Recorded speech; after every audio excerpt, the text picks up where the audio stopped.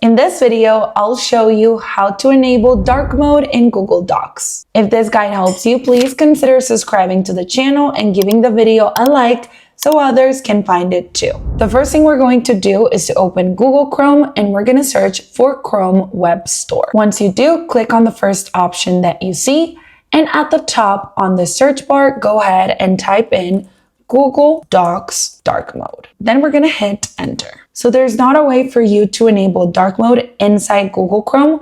You actually need to do it with an extension. So what you're going to do is simply click on add to Chrome and then add extension. As you can see, my computer is telling me right here that my extension was added to Chrome.